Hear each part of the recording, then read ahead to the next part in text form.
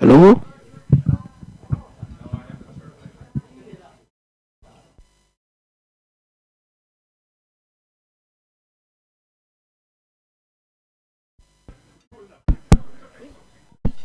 Hello?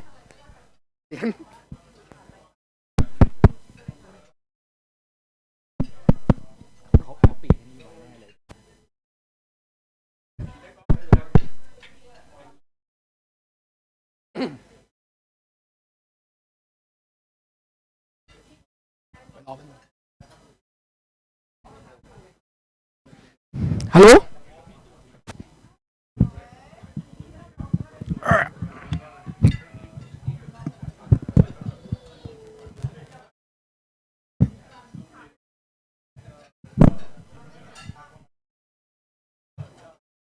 สวัสดีครับครับ Good evening everyone. Nice to meet you all again face to face. Long time that we haven't seen you. I think 9 months, is it? So welcome to SPE technical meeting. My name is Panit Jesadawaranon.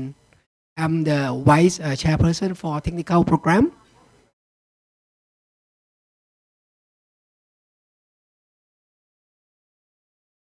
So even under this challenging time, we try our best to keep our society and platform going. And tonight we have Kun Sean Donegan, the smiley guy over here, will be our speaker. You are the speaker, right?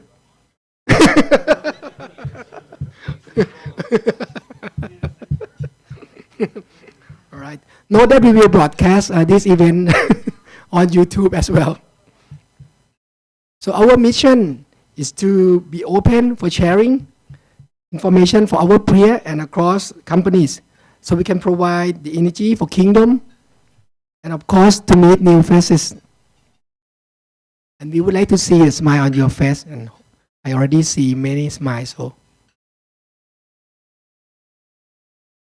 Okay, so tonight with a similar format, we start with the section announcement, and then following by a presentation from Kun Sean. So once the Kun Sean finish the Q&A, we will continue with the closing remark, and then lucky draw.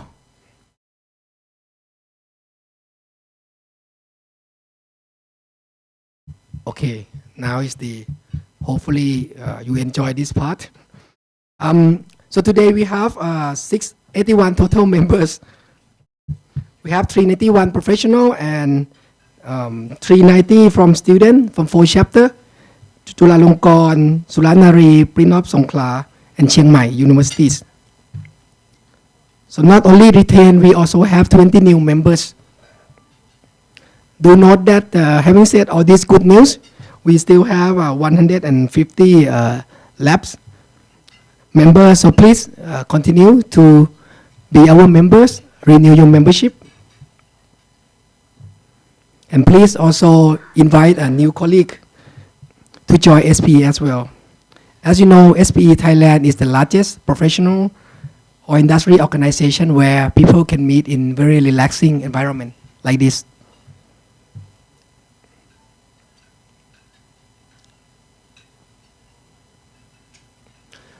This is the benefit for SPE membership. I will not go through this. You can read on the screen.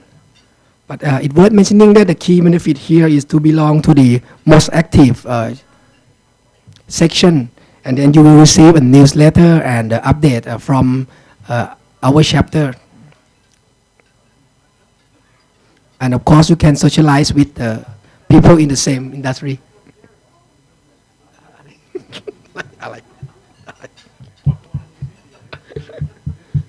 So these are our sponsor. So thanks to them.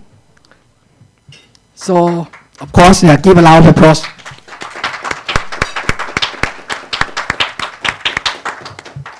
So for any of you who would like to see your name on the sponsor, please also contact any of board member. For example, Satellitics may be interested. So okay. So we appreciate that. your support, and of course, our society needs you. So thanks again to Kun Chon and to our sponsor.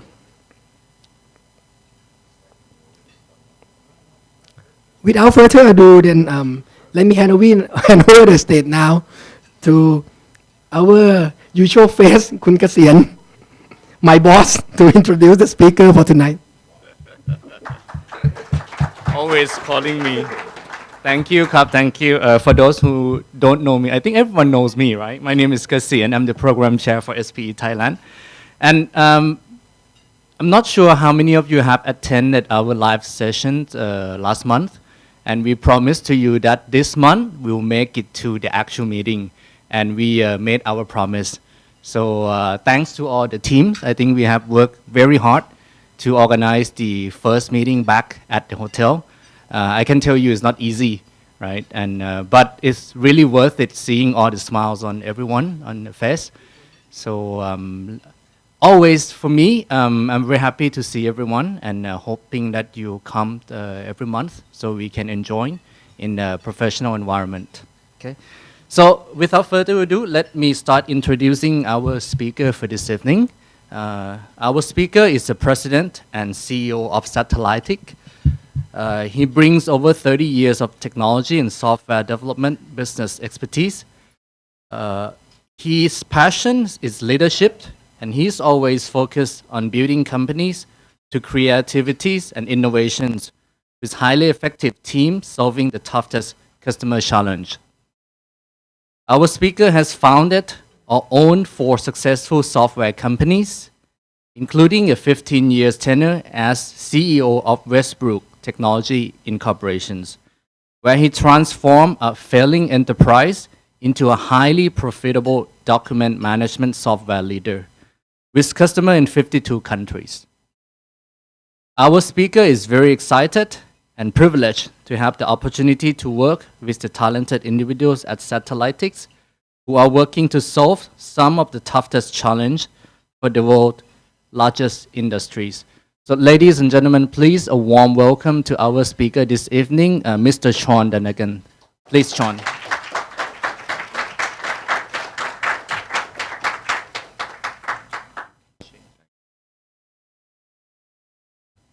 And thank you very much. I will give you the money later for that warm introduction. The gentleman he was talking about can't make it. I'm his stepbrother, so hopefully I will be able to do it justice.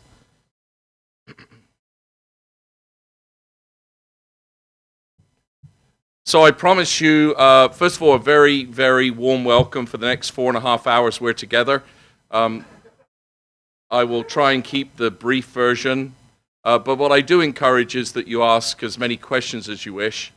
I have promised to shock you with some of the technology, but more importantly, how it's been applied around the world. And I think this is just very interesting because it's a very unique science. It's a very up-and-coming science.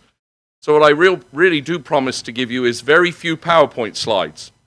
I'm not sure how many of you know, but there are 3 no-nos in presentations. You never work with animals live, software live, and CEOs.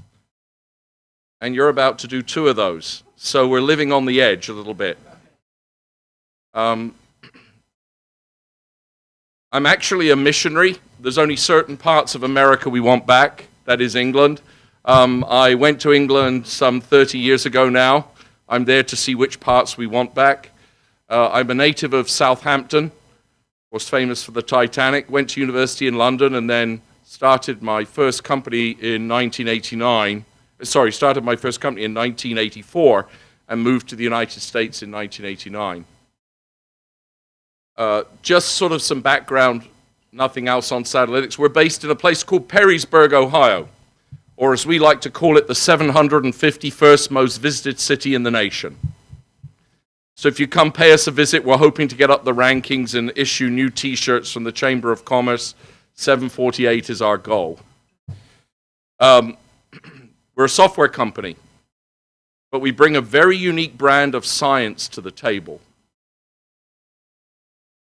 The science is focused on using the power of the sun shining on the Earth's surface, and we're using the reflective signature in the infrared spectra. Now, that's a long-winded way to tell you it's called remote sensing, which is a proven technology from science from a number of years ago. Of course, today it's leaped on many, many times forward with its capability and technologies. But the science itself has its roots back into the late 1950s. Today, one of the most burning topics in the boardroom, of course, and many of you will have heard about it, is greenhouse gas emission, a drive to net zero. How do we eliminate particularly methane? Or as my bilingual friends will say, methane. So one of the top challenges that we face is, can you identify methane? Can you then understand the gas plume and the source of the methane? So these are sort of a few of the scientific topics that we will explore as we go through, as I said, this next 4.5 hours. So without further ado, let me tell you a little bit about the science and the use of this science and how it's being applied. So today, as I said, we're using the power of the sun shining on the Earth's surface, and we're looking in the reflective signature. There are two areas that the naked eye sees, for many of you know, is red, green, and blue. Where this technology and this science operates is in the near-infrared spectra and also in what's called the shortwave infrared spectra. As time unfolds and governments like the Indian government and some others in Canada, you will see what unfolds is also the middle ground, the midwave infrared. So rather than just looking for greenhouse gases, you could potentially start to speciate what you're identifying. Our challenge is that how quickly can you get data and then action on it? And that's really one of the top goals of this particular science. When I first started Satellytics, I made a conscious decision that we would never work for a regulator or the government. I never wanted our customers to have to sleep with one eye open, wondering where was this data going.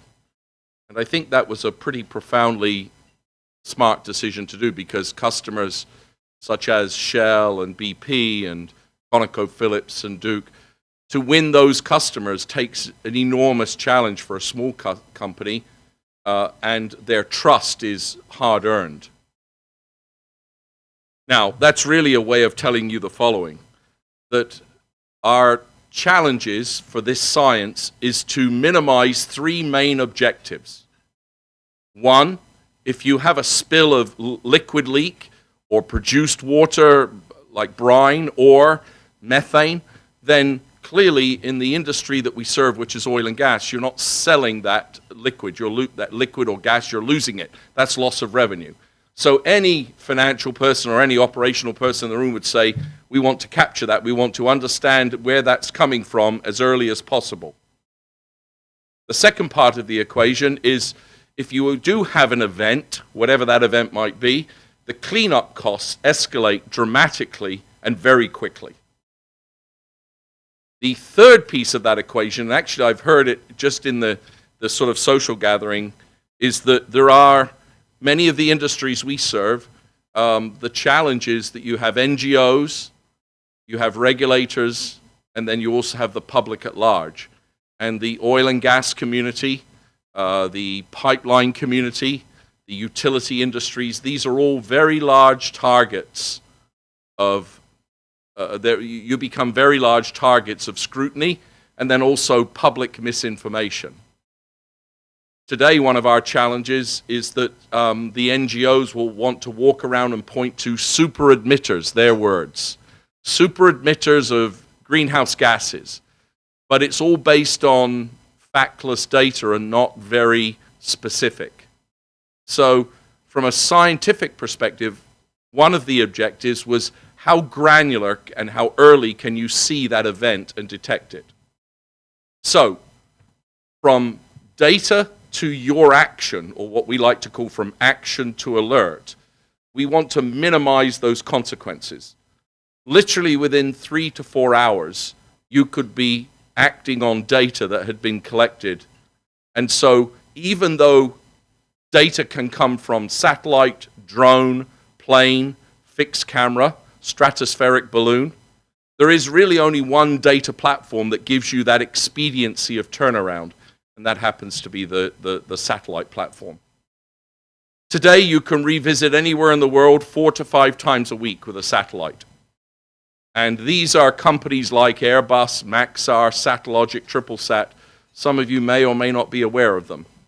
Airbus is the French aviation giant. Exceptional company. Can't believe an Englishman saying that about the French. But we are then also pointing these satellites over a particular infrastructure. So if we're looking at offshore Thailand or we're looking at onshore Brazil, then we're tasking those satellites to look on a frequency, once a month, once a quarter, once a year. Today, that could be up to 4 to 5 times a week. Now, just take a look around you at people like Elon Musk and these other entrepreneurs that are spending billions of dollars above the Earth's surface.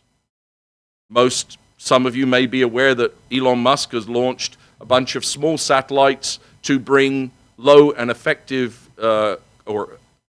cost internet to many parts or poorer parts of the world. That's just one small example. But the amount of money that's being spent above the Earth's surface is pretty extraordinary. By 2026, you will be able to revisit anywhere in the world every 2 minutes via satellite. What this really has an impact on the audience and your respective organizations is now you've got an incoming set of data that you're not used to. Does that mean you change your processes? And I throw that out as a rhetorical question. So the next 2 slides, one is, the next slide is got all the details on it. We don't need to look at that. I can simply quickly go through. Sun shining on the Earth's surface. What we're looking at is the reflective signature. So methane has a unique spectral signature, as does liquid oil, as does a healthy oak tree and an unhealthy oak tree. So when you think about the propensities, if you think about the boundaries of the science that, we need to effectively sit these NGOs on their backsides, and here is a very good example of speaking with very detailed data. Of course, many of your boardrooms are also very concerned with ESG. And how do I fold up my carbon footprint and now get a picture of the carbon footprint from that forward operating area, from this particular building, from this particular production facility? And are my net zero initiatives, what are they doing? How are they being affected? How am I driving for that particular area? So I'm going to show you 2 examples, and then we'll see the stuff live, because there's no point in listening to more boring PowerPoint slides. So in every algorithm, today we have over 40 of them as a company, and our goal is to produce 3 or 4 every year. And the input from our customers is invaluable because they're driving the science and the technology of what's possible. So any of those algorithms can run at the same time. We ground truth every single algorithm. So what that means from a science perspective is that you want to grab physical samples when you develop an algorithm in the low range of the value through to the high range of what you would expect. So if you're looking at arsenic, for example, you'd want to know what's the lowest parts per billion you're going to see through to the highest parts per billion and steps in between. And that data is gathered. We task a satellite overhead. We shoot the data with a backpack spectrometer, and then the physical samples out of water or land go off to an independent laboratory to be measured. Once that data comes back, we calibrate that algorithm. So now when we run that algorithm anywhere in the world, you can quantify the extent of the situation you're trying to tackle. The biggest challenge for us in our small career, in our small history, was methane. Methane, rather than the normal 3 to 4 months, took 18 months to develop. Why? Very simple. We couldn't just release methane, so we needed to work with people like the BP, the Anadarkos of this world, so they could do controlled releases around the world to get to quantification. And then number 2, Other factors influence the measurement of gases, namely wind velocity, wind direction, and relative humidity.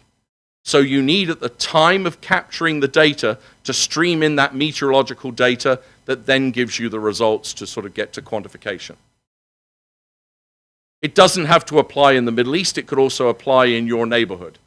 This is an example of Duke Energy in Charlotte, North Carolina. And here is an example, just so people understand the complexity of that measurement. What you're seeing here are some of the results that BP ran in some 50 different countries around the world testing, because there was a lot of naysayers. You can't possibly do that from above the Earth's surface. So here you're looking at controlled releases of methane, and you can see what was measured using this particular scientific method. And normally we conservatively tell people we're accurate within 10% of the range, up or down. Most of the facts support it's in the 6 to 8%. Now, I would contend that when you drive to net zero, there is never going to be a net zero. There'll be a level of emissions, there'll be a level of greenhouse gas effect that you will use. However, there will be, I think, a very active carbon offset measurement. So here's another challenge that you might face. How do you calculate that carbon offset? How do you look at deforestation? Can this science be applied to that? And the short answer is yes. If you look to the utilities market, what they do day in and day out along transmission lines and distribution lines, I was at EGAT this morning having this very discussion. They want to understand what vegetation, what trees specifically are below my operating area. California, what trees do I harvest to lessen the impact of wildfires? A tree gets to a certain height in California or a certain speciation, it needs to be proactively harvested. In New York, a tree like an ash tree needs to be taken out because ash beetles eat at the middle of the tree, then they fall on the power lines. So there's a lot of driving factors that vegetation. In this scenario, we're looking at what trees, how healthy are they, how large are they, what are their speciation, and therefore, what's the carbon footprint offset to the greenhouse gas emissions? The reason I bring that up is that any one of those pressing challenges can all come from one set of data. So as a philosophy, when I started the company 10 years ago, what I wanted to do was that if you were going to buy a set of data from satellite, or you were going to task a satellite data, I wanted it to solve multiple problems. I wanted the financial benefit to be as driven out of that as well as the science. The next major algorithm that we're releasing is CO2, another pressing issue around the greenhouse gases. The one after that is an element called PFAS. Most of you may not know what PFAS is, but if you've ever used firefighting foam, AFFF, in either the process of a fire drill, hopefully, and not a real fire, then inside of that, it's been outlawed now, but inside of that is a bioaccumulative carcinogenic PFAS. So if you've ever used a Teflon pan, it's found in about 4,000 commonly used products. What happens is it gets into the aquifer, and then if the fish eat it, you eat the fish, you get everything the fish has. I don't want to put you off fish. It's not my intention. For all the fishermen in the room, I apologize in advance. I don't want to push you off that. But, so that gives you some idea as to the type of technology. This instance, PFAS, the regulators want to measure it in parts per trillion. Now think about that. The reflective signature from above the Earth's surface hitting a surface or the water is able to identify the constituent and measure it to the degree of parts per trillion. With greenhouse gases, just to give you some perspective, we see to a low of 10 parts per million times M, and we see a flow rate down to 1 kilogram an hour. And that's the power of this science and using machine learning to fully understand what the patterns and extent of these greenhouse gases are.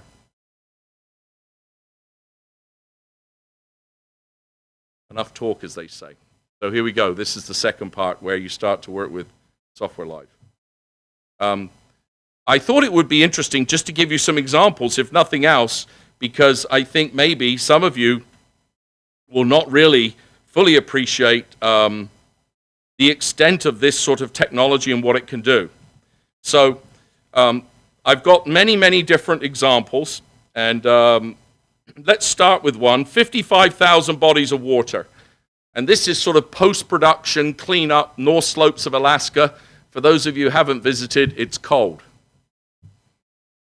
It is also warm during the summer, but those little black flies where you have to wear nets, and it gets very uncomfortable.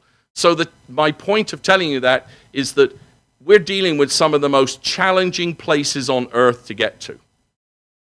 And the less that you have to put people in harm's way, deploying technology obviously is a huge benefit. What you're looking at on the screen, therefore, is a body of water, and you're looking at the arsenic concentration. And could we switch, gentlemen? The floor, gentlemen? Roll of the drums.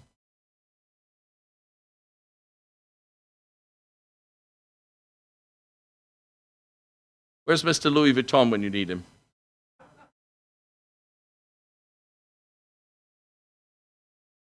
Could you all gather around my screen here? We could all sort of have a quiet moment.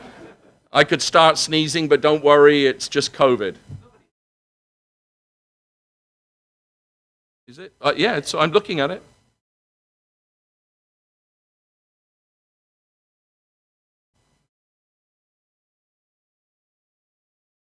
That's strange. Oh, here, maybe. Here, I've got it. So you're looking at a body of water that here is the arsenic concentration. In this particular case, you've got a little feature called dual maps, and it actually synchronizes. So you could be looking at arsenic on the left and then arsenic on the left on a different date.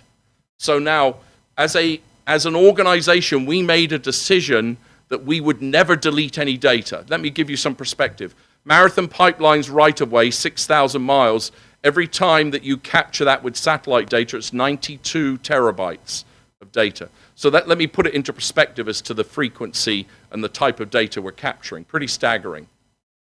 So the reason we never delete any data is 10 years from now, if somebody's suing you, then you can go back to day one and we can run the algorithms backwards as well as forwards. So the science is always there for a fact-based decision making.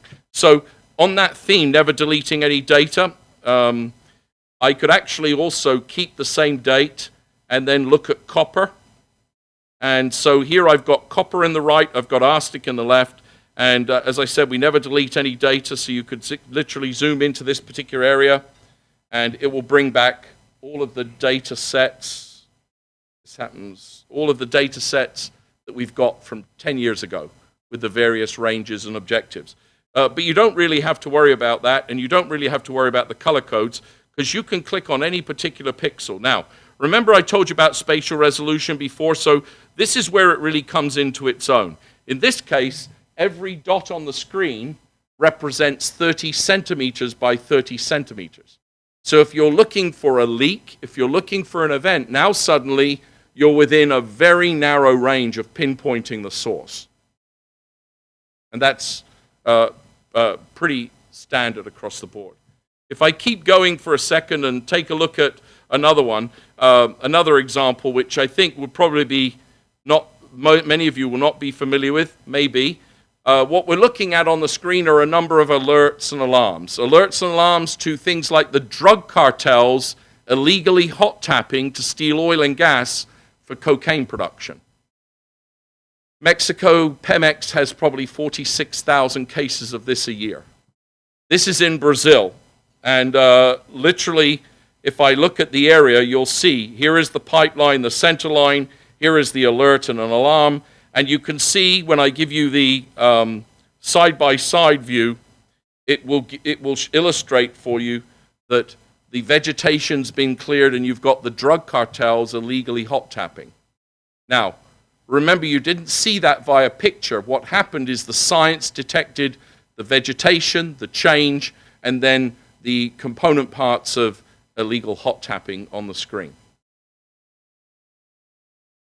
Let's bring forward to one of those modern day examples that I just showed you, where we were looking at methane. And here in this particular example, this is over that Middle East area, and to show you and illustrate for you the extent of methane. So with methane, little different, because I told you that there are three influencing factors. One are wind velocity, wind direction, and relative humidity.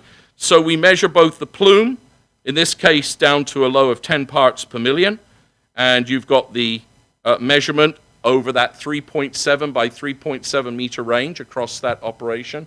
Or indeed, you could be looking at the flow rate, or both. Flow rate's down to 1 kilogram an hour. Big influences, as I said. It's interesting, when you look at a field, you'll have many different measurements across that field because of the way and the behavior of those climate, if you will, factors. So we've tested in many different backgrounds around the world for that very reason. How do you get a good understanding of your greenhouse gas emissions, your carbon footprint, and how does that roll up? Same capability with having both two maps on open, but of course you can unsynchronize and be looking at a second location, even on a different date, and will let us zoom into an area to look at both the gas output or indeed the flow rate in one situation. Now, this is a production world which many of you know, but what about your neighborhoods? How safe and what sort of do the neighborhoods look like? So this is urban North Carolina. This is Duke Energy looking at gas leaks to residential neighborhoods, again, for leak detection and repair. Most of these gas distribution companies have a backlog of 600 to 800 leaks, and they class them as grade 1, grade 2, grade 3. Grade 1 leaks have to be resolved within 3 or 4 hours. You've got the similar situation with looking at the plume of gas, as you can see here, and then also, of course, looking at the flow rate as to what comes out at this particular source, the source of the leak. Always based on fact, always operating on that particular play. The other side of the coin, of course, when you drive to net zero, is looking at the carbon offset. So what you see here on the screen, same set of data. Now what you're determining is the tree speciation for reforestation or for depletion of those forests. So you can see the color code gives you that tree speciation. Then if you want to understand the extent of that, it's very easy to pick out, in this case, the tree health, the tree height, and species.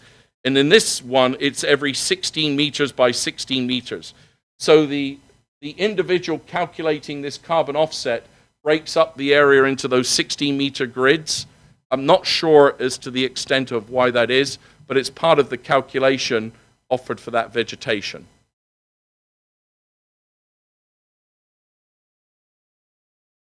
Leak detection I was asked about earlier too when I was outside, and that also becomes very important. Leak detection. There's a consortium over North Dakota started by Equinor, Hess, Goodnight, One Oak, and they capture data every single week. Their objective is to get out ahead of leak detection, again, deploying this service, but deploying this science. But in this case, they're looking for a multitude of sins. So they're looking for leak detection, they're looking for produced water, and they're also looking for all sorts of different encroachments. And just to illustrate what that would look like in a forward operating area for oil and gas, pretty straightforward. You're looking at this consortium.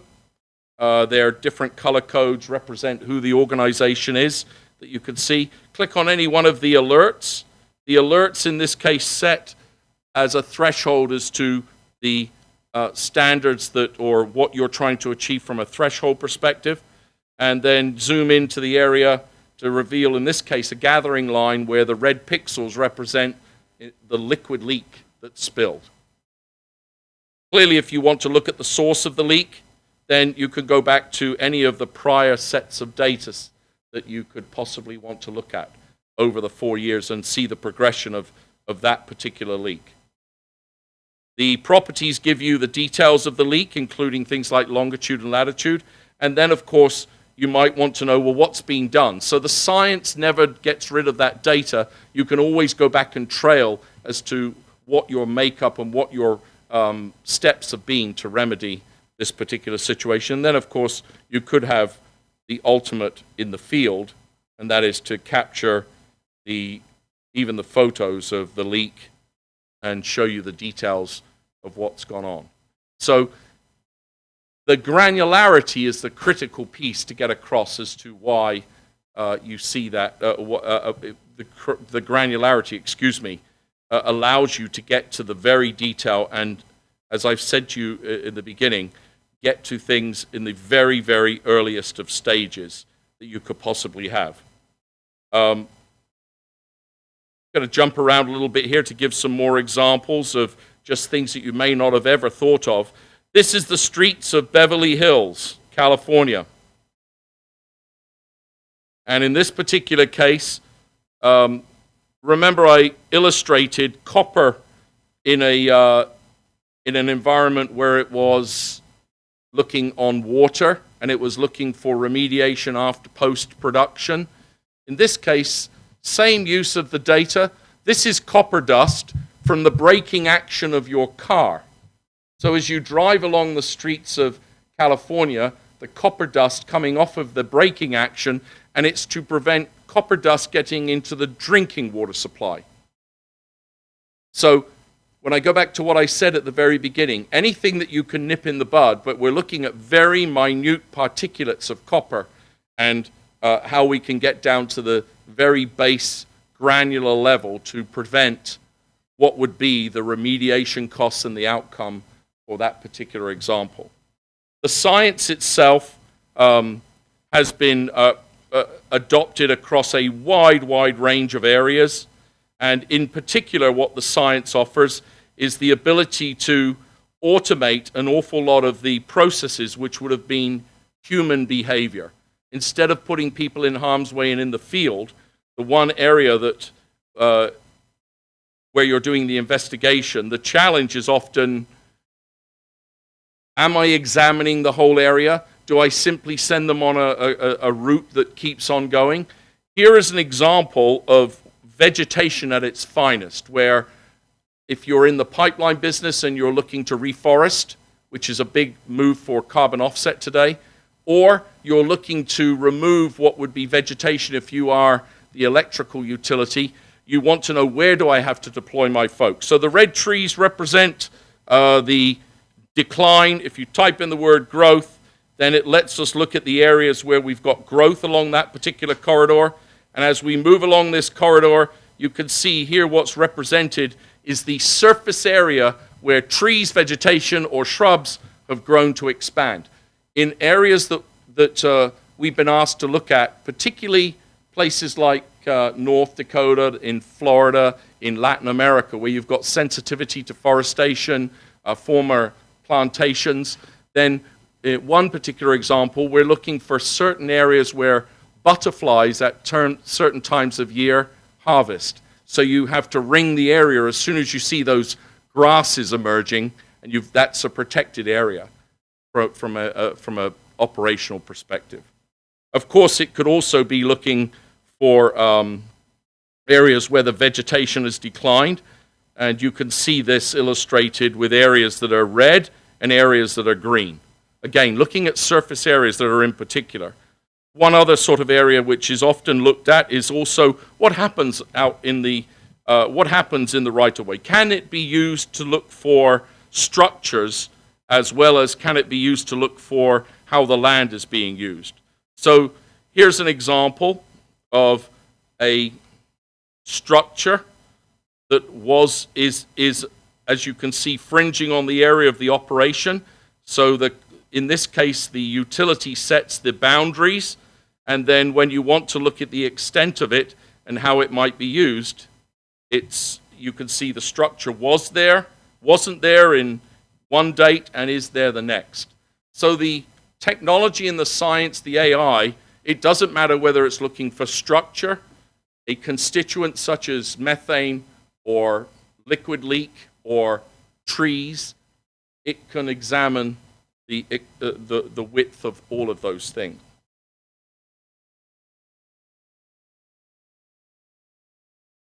So,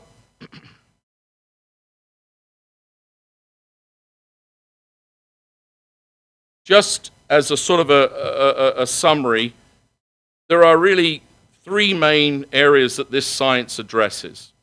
Number one, from an operational perspective, minimizing the consequences is critical because it has a financial impact. But if you do look at the societal and governance area, there are two other really critical areas that it will prevent. Number one, you don't have to put people in harm's way. Many of the entities that we've spoken with, they speak with their insurers, and the less that they have to put people in harm's way and use the automation to identify the challenge, then you're redirecting your resources to fixing and resolving, using their brain power for what their skill sets are, rather than searching for challenge one, which is hugely important and has resulted in reduction of insurance premiums. And then, of course, truly, as much as there are NGOs and others that want to sort of bully people into complying with their data, the critical fact is I've never yet met an oil and gas executive that says, I'm out to ruin the planet. I'm out to make it difficult for everybody. Maybe they exist, maybe they don't. I don't believe it personally. So the impact, of course, doesn't just have to be limited in reducing greenhouse gases. You don't have to look for every methane leak. What you can also ensure is that the footprint that you leave on the area in which you operate could also be one that's very productive. You could be looking at how your offset, how your reforestation, how you offset the footprint that you leave neutralizes the effects of any forward operating areas that you may have. It is very simple. It's a science that's proven on fact. It's very granular, and it's very immediate. Remember, by 2026, you could be looking at data across any operation across the world every 2 minutes. Although the demand for data in North Korea, I want to report, and downtown Iran is probably not quite as popular as it was a few months ago. That's a little look at the science of geospatial analytics. I would be absolutely thrilled to take any questions, and thank you very much for your attention.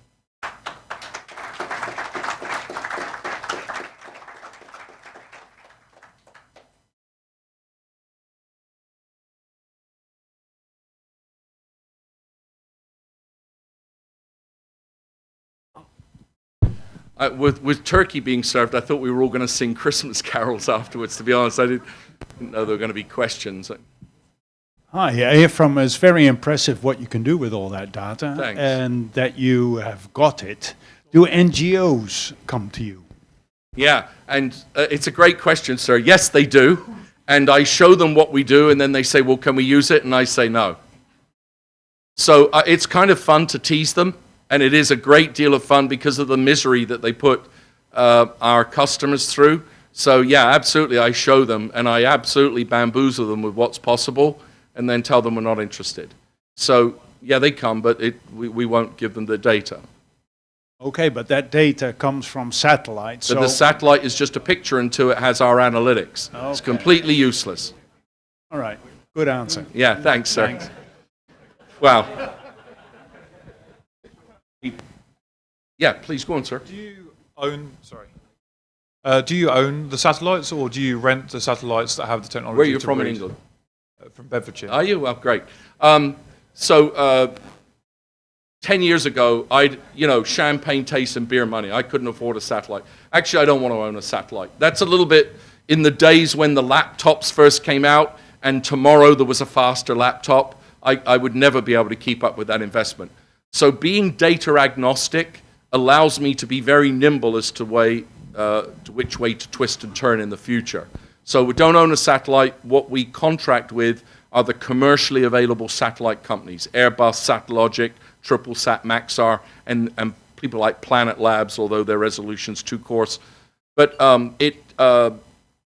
so from our perspective, there's no need to own the satellite. And remember, the data is absolutely useless until it has a set of algorithms applied to it, such as Satellitic. So the value's in the algorithms. Yeah, right. Great question, though, sir. Yes, miss, at the back.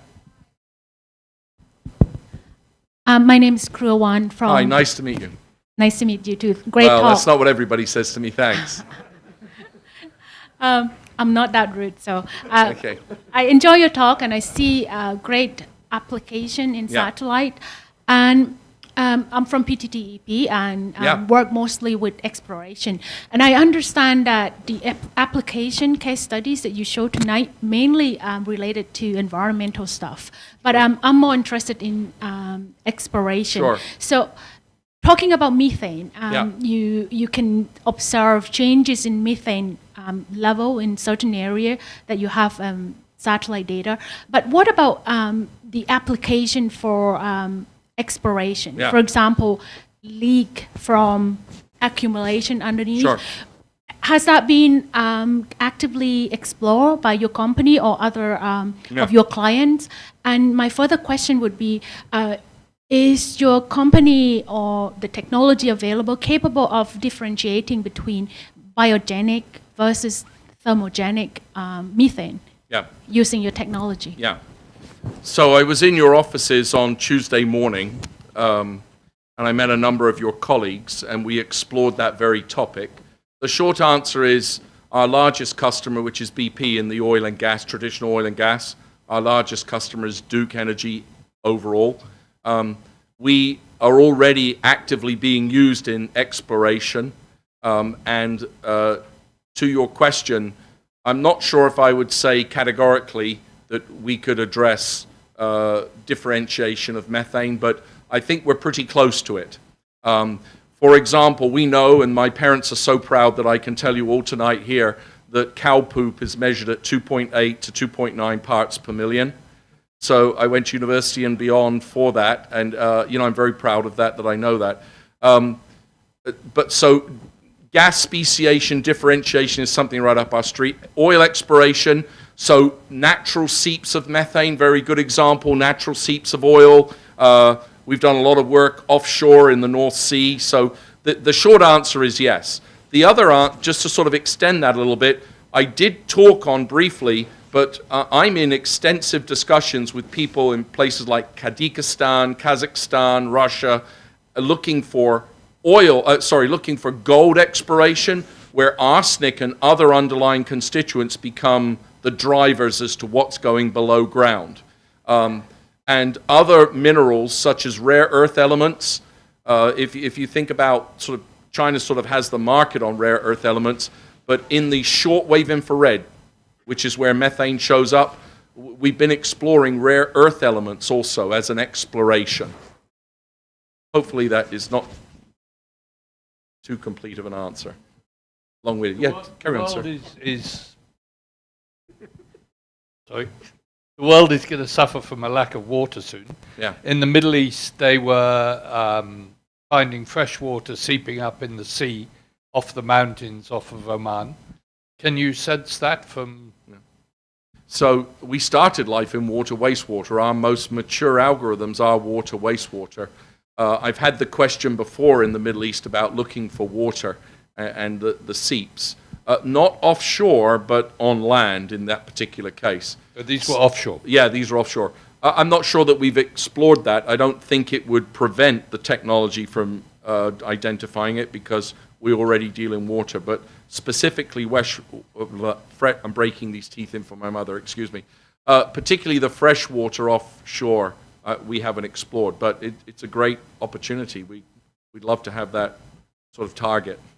The second question I have is Delhi, Bangkok, yes, and various other countries have cities that have got tremendous pollution now. Yeah. And in Bangkok, the question is always, is it the construction industry that's causing all this? Is it the farmers? Is it the traffic? Yeah. But presumably you could break that down. Yeah. You could say, this is what's causing the pollution at this time.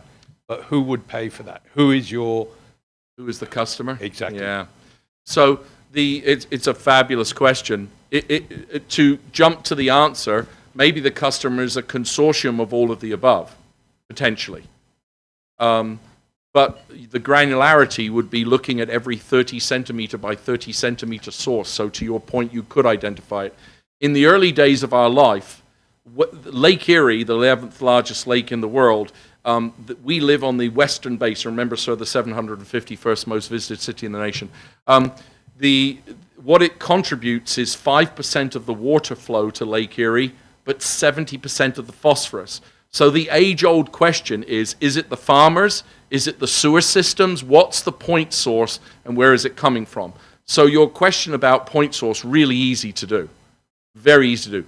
The second part about who gets to pay for it, that's the bigger challenge. At the moment, to give you an example, we're speaking with, and I'm going to butcher this, so forgive anybody, the Zhejiang province, where they want to measure CO2. And they want to get to source locations of CO2. Now, we have that algorithm, but the question is, the province is picking up that payment. What I'm always worried about, do they then leverage that as bullying, ABC, construction company, DEF, fishing company? I don't know. But the consortium idea I showed you over North Dakota, that's a fairly common program that we're seeing more and more.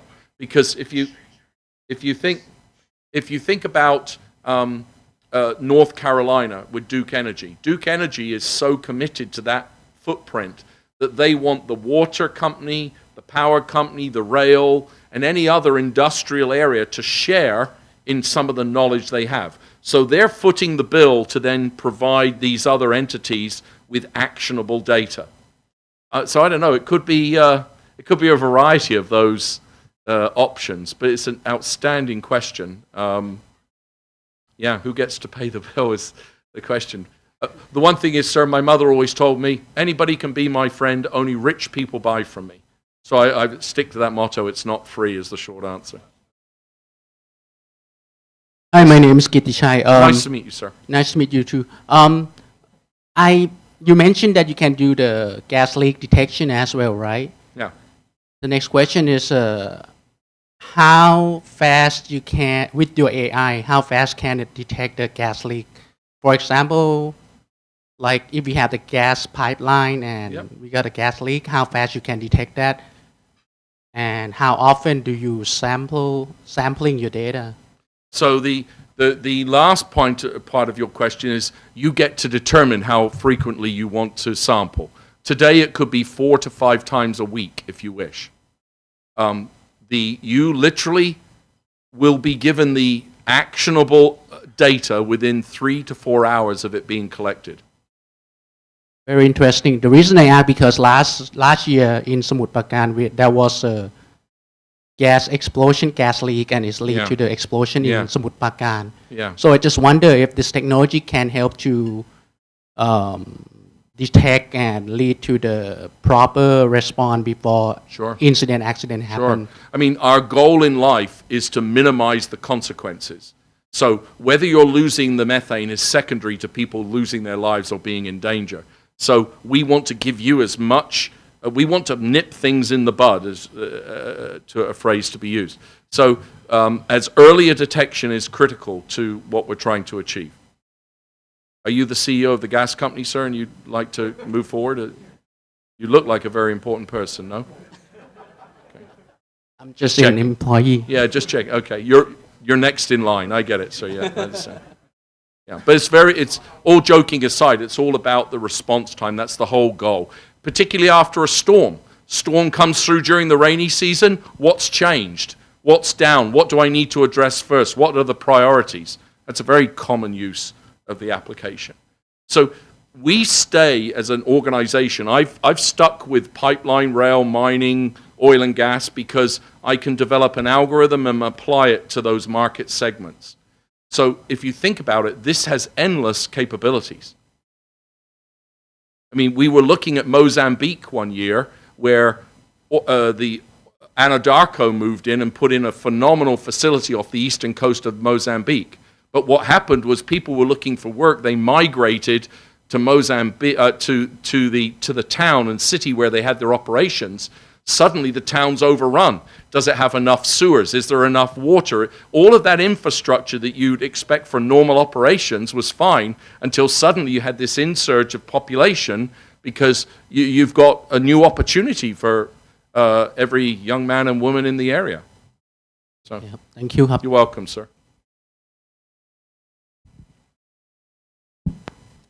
Any further question from the floor? Uh-oh. The invoice? Right shot. No, we don't send you Yeah, an watch invoice out. yet. Okay, okay. Soon. Just a small question about data continuity and cloud cover. Yes, sir. How continuous can you keep gathering data while there is what cloud cover, Sure. when does it end, Sure. basically? Because too many clouds, Sure. you cannot see. So, yeah, it's a great question. The two impediments that prevent you from getting data is, number one, cloud cover, and also the angle of the satellite.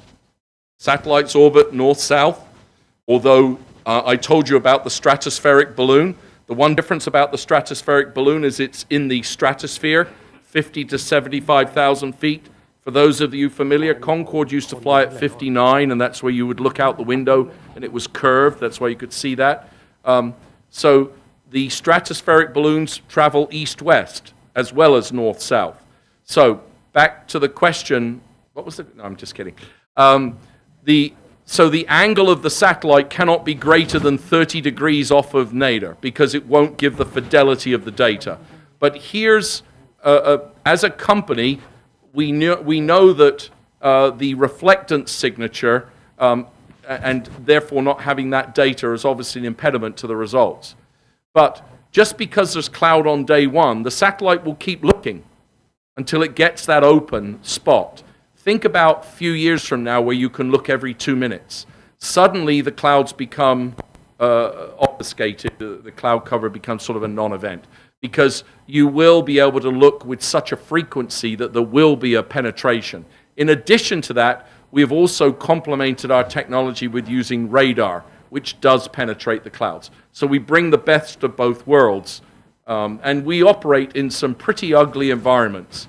North slope of Alaska, North Dakota, it gets pretty severe during the winter months, or as you would call it, just nicer sun. Yeah, exactly. Exactly. Yeah. Yeah, exactly. Well, thank you for the great, unless there are any other, thank you for the great questions. They want me to go because there's a magic show coming on and ice cream. But really, very gracious, great questions, and I hope you enjoyed the turkey ahead of you. Okay, thank you very much.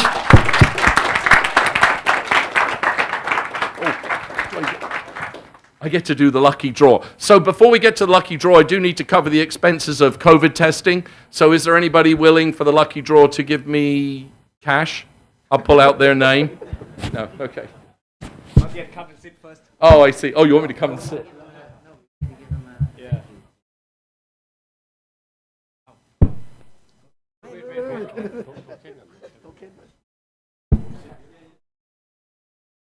Stand over there.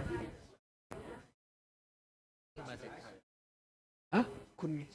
Can we have Kun Ronald on stage to give a token of appreciation? ใช่ถ่ายรูป Yep.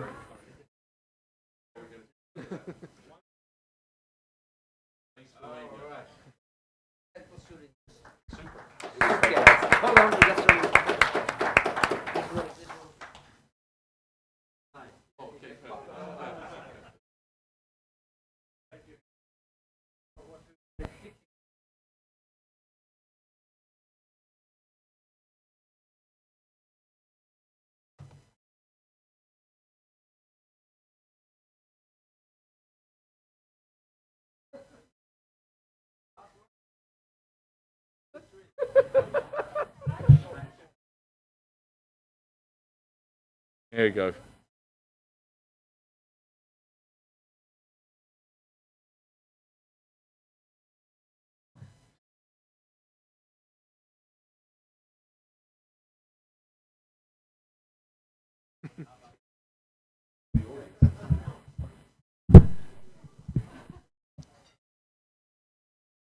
Okay ครับ Hope you enjoy the turkey as well. Hope you enjoy turkey as well. So now we continue with the closing remark. Yes. Renew your membership. Okay, so for the upcoming event, we have a grand event at the beginning of the year. We will call it SPE New Year Opening with Dr. Sarawut Tip, Director General DMF at Landmark Hotel Bangkok. So please stay tuned and also consider to join the event.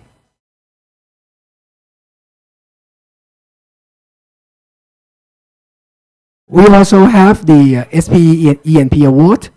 This is the biggest competition we have.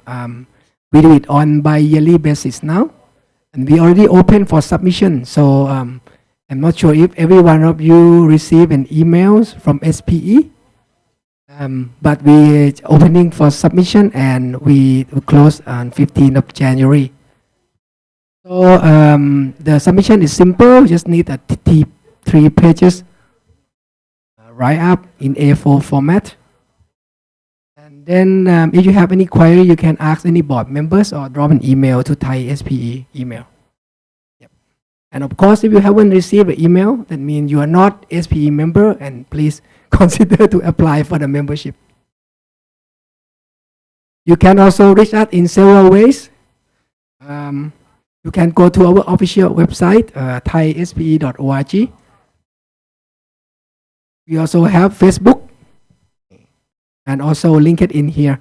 So if you want to go through our social network, you can simply pick up your phone and take a shot on the QR code here, or you can type in the link.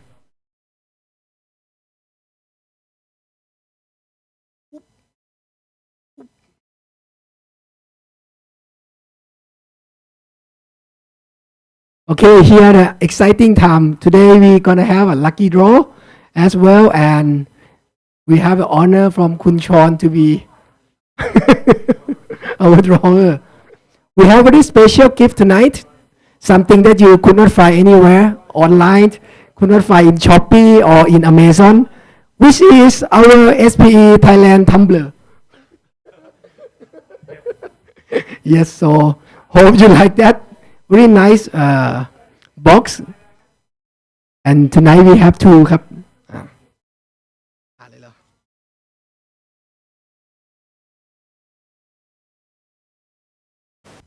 So may I have Kun Vipasini from Shalikali Hes.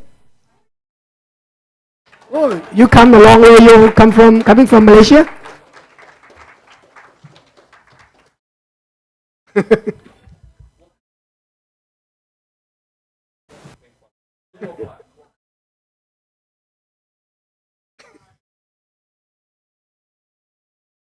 Picture, photo, please.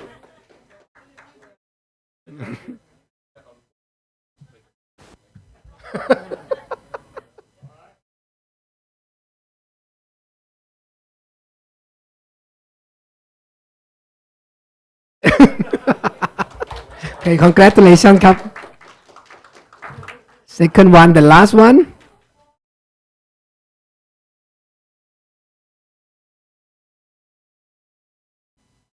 Kun Alex Benis, sorry if I pronounce your name wrong. Congratulations ครับ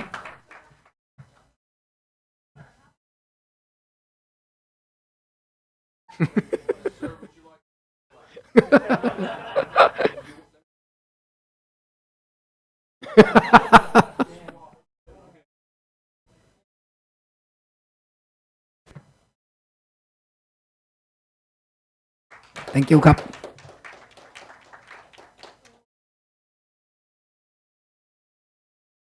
Okay, it's not over yet. So tonight we still have SPE Thailand drink special. So we have buy one get one free from the new Rendezvous bar at the lobby level. They just redecorate the bar, so I think you might want to check it out.